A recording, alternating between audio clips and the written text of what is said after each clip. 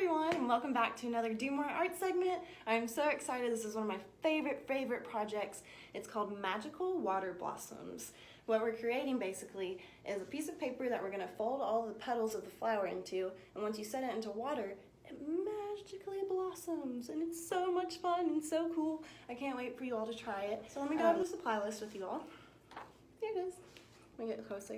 So you're going to need a piece of paper, and unlike most projects that I tell you, this you're going to need printer paper, nothing thicker, nothing heavier than that. So no construction paper, no cardstock, nothing like that, just good old-fashioned printer paper. Some washable markers. They need to be washable. If it's permanent, they will not work for this project, so make sure that they're washable. A black pen, and that can be like an ink pen or a Sharpie pen, any kind of black pen that's permanent. And some scissors and a ruler. And that is all you need for the project. Like I said, I'm so excited for you all to get this one. So let's get started. So before we get started, I just want to go over the supplies real quick again. Make sure that you have everything before we get started. A piece of paper for your project, some washable markers. They need to be washable, remember, not permanent. It won't work, unfortunately, if you do permanent. You will need a shallow dish. I'm just using a plate that has a little bit of a lift to it to hold my water that you're gonna need. A pencil, a black pen, and it can be a Sharpie pen, but an ink pen will work just as well. Some scissors, and a ruler. So, whenever we start this project, we're gonna start by drawing a shape. And I've sketched these shapes. They're not super good, but just to give you an idea of what shapes you can use for this project, you can use a hexagon, which has, I keep doing that. You can use a pentagon, which has 5 sides, a hexagon, which has 6 sides, or an octagon that has 8. You can do 7, but I think these are a shape that has 7 sides, but I think these shapes are the easiest to work with. And also, if you have a printer at home, it might be easiest to find an outline of these shapes online and print them out. But if you're like me and you can never get your printer to work, then we are going to draw a shape. And I'll show you the easiest one, I think, to learn to draw freehand basically is an octagon, which sounds weird, but I'll show you how to do that. Now you're gonna start with your ruler, but before you start, you don't wanna start up here in the corner or anything, because what we're making right now, this is the base of our flower, and then from there we're gonna draw out petals. So you just wanna make sure that you have enough room for those petals. So again, don't start in the corner, kind of start in the middle of the page. That helps you. So I'm gonna do a line that has 2 inches, and then we're gonna take half of that, so it's gonna be 1 inch, and you're just gonna draw a little tick line right there.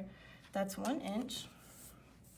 And then you're going to line this line up with the same line that you just drew and line it up to that tick mark.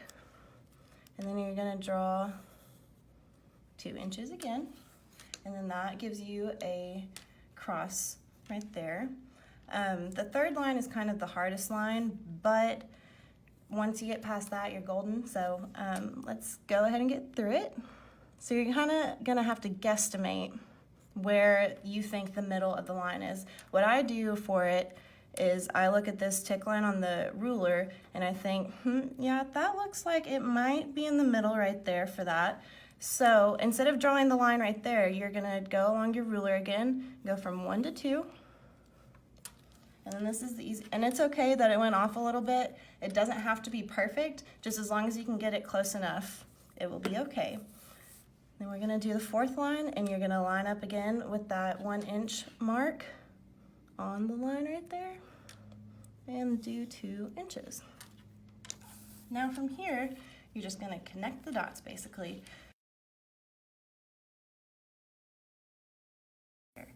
And now from here, you can be as creative as you like and create different petals. There's all different kinds of petal shapes. I've seen there's some like that kind of have like a daisy-ish effect. I don't know a lot of other flowers, honestly, but there's another petal idea. I've even seen some where they kind of dip in the middle. You can do that. but it's up to you. You can be as creative as you want, just as long as your petals connect at these points. So what I mean by that is I'm going to start at this point and go up, and I'm coming back down to that point.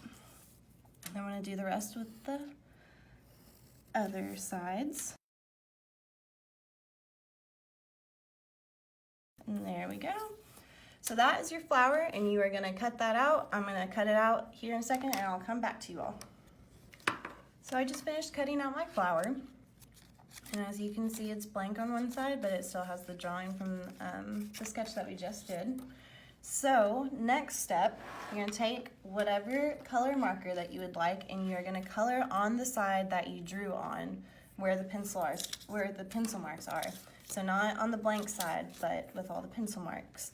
I'm going to do yellow in the middle.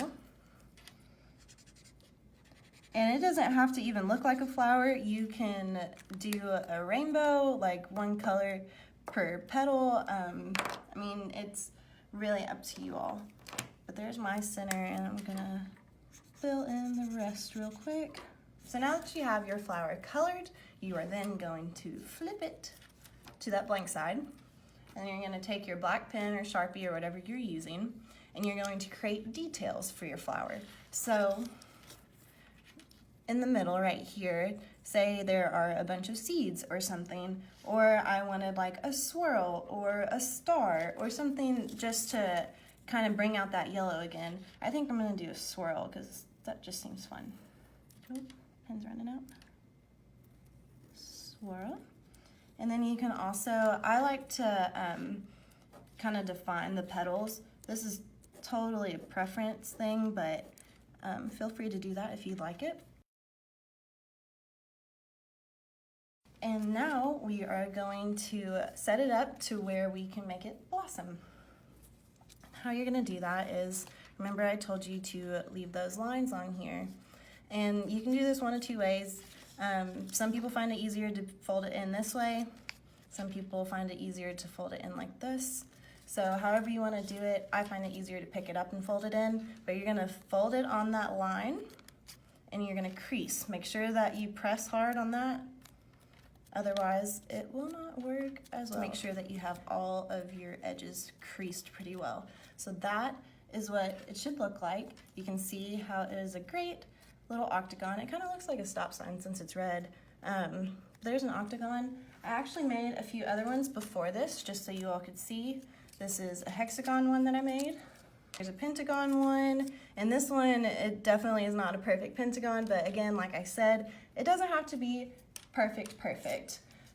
Here's one, like I said, it's not a real flower. I made a rainbow flower and a bunch of like starbursts in the inside. This one looks more like a real flower. And then here's another one. So what we're gonna do next is I'm gonna throw these all in the water so that you all can see how they blossom and turn all magical and fun. So you're gonna take your shallow dish and then your water. And you don't need a lot of water.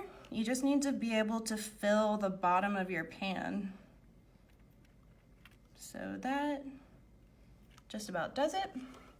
And then here's the really exciting part, yay! I'm gonna take the one that we did together and I'm gonna put that one in first. Boom. Wow, look at that! And it just pops open. Sometimes they need a little help, but it gets there. And then another cool thing about this project is if you leave it in the water long enough, it's kind of hard to tell with the red plate, but if you have like a white plate or something or a clear container that you're using, the colors will actually start to bleed into the water. So the more colors you use, the better.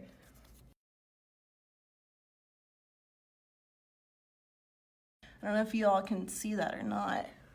It's starting to bleed a little bit. It's kind of hard to tell on the screen, but colors are bleeding some.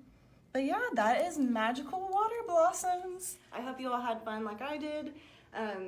If you have any questions about this project at all, please feel free to comment below and I will do my best to get back to you as soon as possible. But other than that, thank you for joining and I can't wait to see you all again next week for Do More Art.